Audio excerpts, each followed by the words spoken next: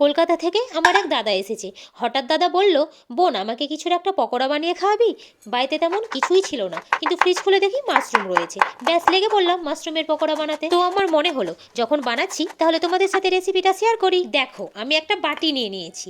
এরপর 2 চামচ বেসন, 1 চামচ চালের গুঁড়ো, একটু সামান্য খাওয়ার সোডা, কালো জিরে, ধনেপাতা কুচি, কাঁচা লঙ্কা কুচি, আদা কুচি, নুন, হলুদ গুঁড়ো, কাশ্মীরি লঙ্কা গুঁড়ো, এই সবগুলো একটু একটু জল দিয়ে ভালোভাবে মিশিয়ে একটা ব্যাটার বানিয়ে নেব।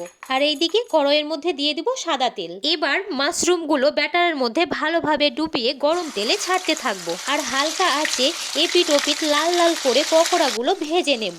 ব্যাস তাহলেই রেডি আমার মাশরুম পকোড়া। এইভাবে তোমরাও খুব সহজে বানিয়ে ফেলো মাশরুমের পকোড়া। চলো তোমাদের একটা খেয়ে দেখায়। আওয়াজটা শুনলে বুঝতে পারবে কতটা মুচমুচে হয়েছে। কি শুনলে তো কতটা মুচমুচে হয়েছে।